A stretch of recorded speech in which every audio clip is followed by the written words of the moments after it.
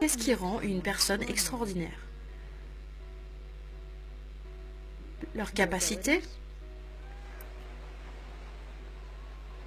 leur talent,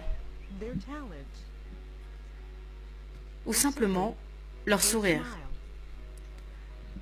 Quand j'ai rencontré Nick Vujicic pour la première fois, j'ai su que je venais de rencontrer quelqu'un d'extraordinaire. Dès l'instant où il a commencé à partager avec moi sa merveilleuse histoire, j'ai pu voir comment Dieu utilisait un homme sans bras ni jambes pour être ses mains et ses pieds. Mon père disait qu'il était à côté de ma mère lorsque j'étais en train de naître, et il a vu mon épaule sortir. Il a pâli. Il espérait que ma mère n'avait pas vu parce qu'il a remarqué que je n'avais pas de bras droit. Il a dû quitter la pièce. Il ne pouvait croire ce qu'il avait vu. Le docteur est arrivé et mon père lui a dit « Mon fils, il n'a pas de bras droit. » Et le docteur a répondu « Non, il n'a pas de bras du tout, ni de jambes. » Mon père n'en croyait pas ses oreilles.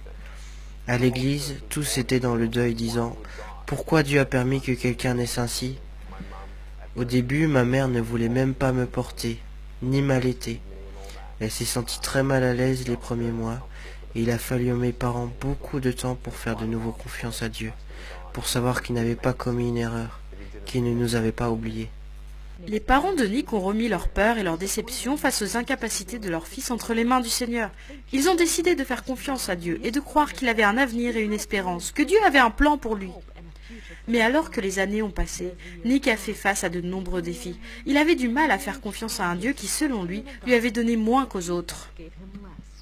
J'ai défié Dieu en disant « Dieu, je sais que je suis pécheur et que je n'aurai probablement jamais la paix si je ne t'invite pas dans mon cœur. Mais je ne t'y inviterai pas tant que tu n'auras pas répondu à ma question. Pourquoi as-tu pris mes bras et mes jambes?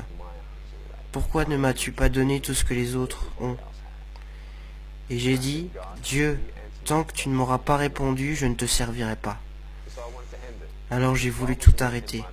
Si Dieu n'abrégeait pas mes souffrances, alors j'allais le faire moi-même. C'est ainsi qu'à l'âge de 8 ans, j'ai tenté de me noyer dans mon bain. J'ai dit à mes parents, je veux juste me relaxer un peu, pouvez-vous me mettre dans le bain? Je me suis retourné à deux reprises pour voir si j'allais aller jusqu'au bout. N'y suis pas arrivé. La pensée qui m'a empêché de le faire, c'était l'amour que j'avais pour mes parents. Je les aime tellement. Tout ce qu'ils ont fait, c'est de m'aimer. Et j'ai pensé aux conséquences qu'aurait eu ma mort. J'ai imaginé mes funérailles. Je voyais que tout ce que ça apporterait serait un sentiment de culpabilité sur mes parents qui n'auraient rien pu faire de plus. Ce serait la dernière fois que Nick penserait au suicide, mais ce ne serait pas la dernière fois qu'il devrait faire face aux difficultés qui l'ont poussé à avoir l'envie d'en finir avec ses souffrances. Un jour, la mère de Nick lui a fait lire un article sur un homme très sévèrement handicapé, et l'histoire de cet homme a eu un très grand impact sur la vie de Nick. J'avais le choix, être en colère contre Dieu pour toutes les choses que je n'avais pas, ou bien être reconnaissant pour celles que j'avais. Ma mère m'a dit, Nick, Dieu va t'utiliser, je ne sais pas où ni comment, mais il va le faire. Et ces graines ont commencé à germer dans mon cœur. C'est là que j'ai compris que ça ne servait à rien d'être complet de l'extérieur quand on était brisé de l'intérieur. Et j'ai découvert que Dieu pouvait guérir sans changer les circonstances. J'ai donné ma vie à Jésus en lisant Jean 9 quand j'avais 15 ans.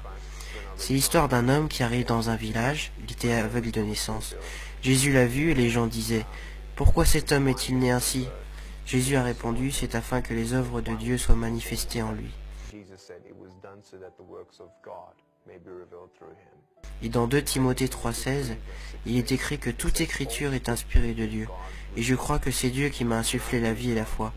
Cette foi est venue sur moi, cette paix est venue sur moi, et j'ai senti que Dieu avait répondu à ma question.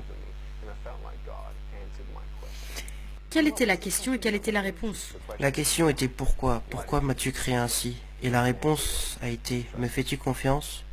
Voilà la question. Et quand on répond oui à cette question, rien d'autre n'est important.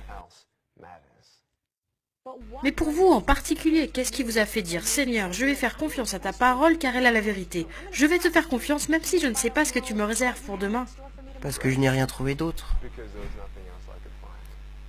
Rien d'autre ne pouvait me donner la paix. Je savais que des jambes et des bras seuls ne pouvaient me donner la paix. Je savais que je connaissais la vérité, qui j'étais, pourquoi j'étais là, où je vais, où je ne vais pas, et je n'ai pas trouvé cette vérité ailleurs qu'en Jésus-Christ. Et c'est en Jésus-Christ que Nick a puisé la force pour faire ce que beaucoup pensaient impossible.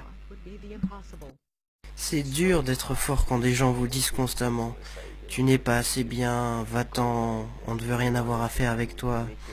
Nick, tu n'es personne, Nick, tu ne peux pas faire ceci ou cela, Nick, Nick, Nick. » Dans la vie, si tu ne sais pas la vérité, tu ne peux pas être libre. Parce que tu crois que les mensonges sont la vérité. Mais on réalise qui nous sommes en vérité en lisant la parole de Dieu. Je ne suis pas un homme sans bras ni jambes, je suis un enfant de Dieu. Je suis pardonné mes péchés, je suis ambassadeur du roi des rois, du Seigneur des seigneurs. Je ne suis rien d'autre qu'un serviteur du Dieu très haut. Ça n'a rien à voir avec Nick, ni les capacités de Nick à devenir un conquérant.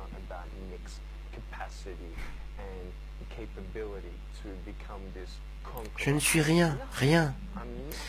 Mais Dieu, en revanche, vit en moi, et maintenant je vis dans sa force. Tout ce que Jésus conquit, je le conquis aussi.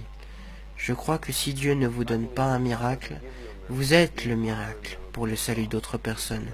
Et je remercie Dieu de ne pas avoir répondu à ma prière, quand je le suppliais à l'âge de 8 ans, de me donner des bras et des jambes. Parce que, devinez quoi ?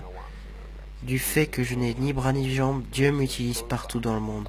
Et ces 6 ou 7 dernières années, nous avons vu approximativement 200 000 âmes se tourner vers Jésus-Christ pour la première fois. Nick, préférerais-tu avoir des bras et des jambes ici sur Terre? Non, c'est selon la volonté de Dieu. Parce que je préfère ne pas avoir temporairement de bras et de jambes ici sur Terre et pouvoir gagner quelqu'un pour Jésus-Christ et passer l'éternité avec eux. Ces 10 dernières années, Nick a partagé son histoire dans 24 pays et a atteint plus de 3 millions de personnes. Qu'il parle dans un stade bondé de monde ou à une personne en particulier, son cœur derrière le message est le même. Dieu vous aime. Il n'a pas oublié votre souffrance. Il n'a pas oublié votre famille. Et peut-être qu'en regardant cette interview, vous avez comparé votre souffrance à la mienne. Mais l'espoir n'est pas dans le fait de savoir que, selon votre opinion, quelqu'un est plus malheureux que vous. L'espoir n'est pas là, mais l'espoir est dans le nom de Dieu, le nom du Seigneur Jésus-Christ.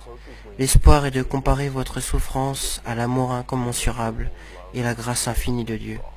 Ésaïe 40, 31 dit « Ceux qui s'attendent à l'Éternel renouvelleront leurs forces. Ils s'élèveront avec des ailes comme des aigles. » Je n'avais pas besoin que mes circonstances changent. Je n'avais pas besoin de bras et de jambes. J'ai besoin des ailes du Saint-Esprit et je vole, parce que je sais que Jésus me tient debout. N'abandonnez pas Dieu, car lui ne vous abandonnera jamais.